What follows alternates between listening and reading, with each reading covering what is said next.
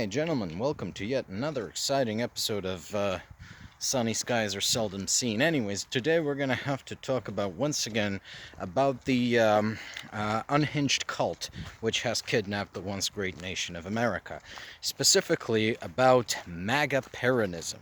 Now, you may have heard on this channel, on other channels, people have been writing about this, that MAGA is essentially a third worldist movement which has somehow popped up in the heart of the single most powerful country on the planet. The idea is that you essentially have a third worldist, decolonialist, Maoist or Mao-inspired movement at the heart of it, which frames America as the world's colony, exploited and raped by foreign oppressors. You know, this is basically the kind of rhetoric you're used to if you follow Latin American or African or East Asian or even Eastern European politics. So our leaders prostituted us to the West. They raped our economy. You know, like the unhinged monologue from Zakhaev in Call of Duty Modern Warfare. Anyways, so this is essentially indistinguishable from a Trump unhinged rant about tariffs, how China is stealing everything, how the European Union was designed to steal American money.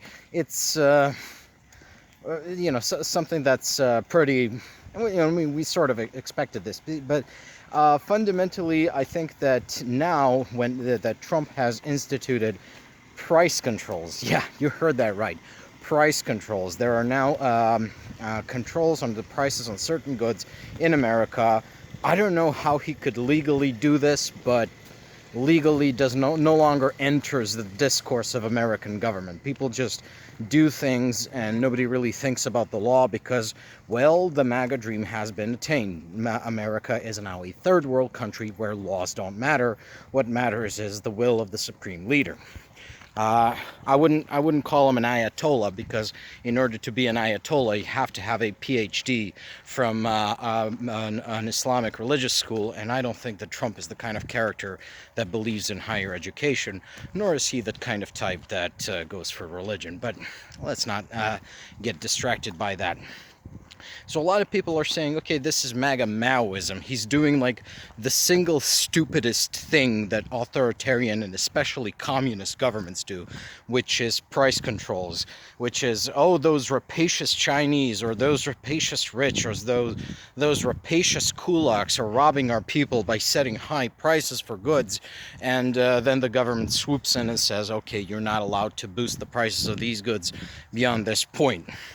The problem is, I mean, like, you won't hear me slag off government control of the economy so much. More like government regulation. The government is really not good at running the economy, but it is, however, good at curbing the excesses that arise out of a free market economy. I'm more of a, you know, after-the-fact regulated progressive type than a communist. But fundamentally, price controls in particular are an exceptionally bad idea, precisely if you have even the tiniest shred of competitiveness in a market. What usually happens is that firms will sell as close to the margin as they can get away with, because if they didn't, their rivals will, and their rivals will price them out of the market. Now, that does not happen in mature markets where there is 3, 2, or maybe even one player. Like, the closer you are to monopoly, the greater the margin, margin on prices. This is the profit that firms realize per unit sold, right? So the marginal profitability of products is greater the more monopolistic the market for product is, which is theoretically it has no limit under a monopoly, except maybe the purchasing power of the population. So basically, unless you have some sort of hyper monopolistic or, you know, monopolistic competition where there's only really 3 players in the markets, price controls usually mean you're just wiping out businesses because they are selling so close to the margin of profitability in order to gain an edge over one another. And once they do that, of course, they're going to jack up the prices. Once you're hooked to the product and once they've eliminated the competition, well, you know how it is. But until that happens, the only thing that's going to happen is you're going to wipe out a bunch of businesses, which means that a lot of people are going to lose their jobs, and then you might actually destroy your country's capability of producing or importing or growing the specific thing, because businesses aren't just machines where I don't know, product goes in, money goes out, or money goes in, product comes out. They are also reservoirs of expertise. Like, people work in businesses because they know a thing or two about the productive processes. And the productive processes are a black box in economics, but fundamentally they are not a black box in real life. In economic models, there is input labor, input land, input capital, and outcomes product, which can be exchanged for money, which can be exchanged for more labor, capital, land, etc., etc., etc., etc. But in real life, it's a little bit more complicated than that. Baking bread is different than making computers, is different from providing legal services, it's different from making YouTube videos. Even though they're all technically businesses, and labor and land and capital go in all of them, and product comes out and money goes in, the processes are different.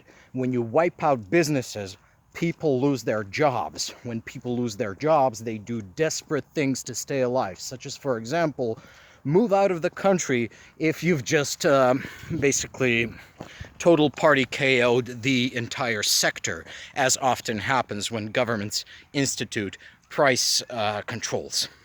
And that is why price controls are, as a general rule, very bad. You know, you wipe out the businesses, which there are some sectors in the economy where businesses could stand to be wiped out, but there's always the risk that the people who understand the productive processes could be kicked out of the country, and they could just move out. And on top of that, you have the very hostile and cultural and political climate in the United States, which means that a lot of people are moving out. This is how basically the MAGAs are now boasting that they have net negative migration, so you have more people leaving the country than coming in. This is not so much because they're deporting people. I mean, they are deporting people and they're doing it outside of the law, but because they're doing outside of the law, the courts are pushing back, and somehow they manage to deport fewer people than Obama or Biden. But what's really happening is a bunch of Americans are moving out because they no longer feel like America is their country. Like they no longer feel welcome in their own country. And I see them actually. They moved to Macedonia, among other things. They moved to all the places I go. But fundamentally, this tells us something. This tells us something. People are saying, okay, so this is American Juche. This is American, or Juche, however the Koreans pronounce it. This is American Maoism. And I've used that term before. I got it from Drew Pavlu over on Twitter. But I think it's a little offensive to call what Trump is doing here Maoism or Juche, because whatever else you may say about him, Mao Zedong was a very intelligent man. This was probably one of the better military commanders of the 20th century. And the 20th century, of course, did not want for great and intelligent military commanders. Hello, dog. Hello. No, the failure of Maoism does not come along because Chairman Mao was a stupid person.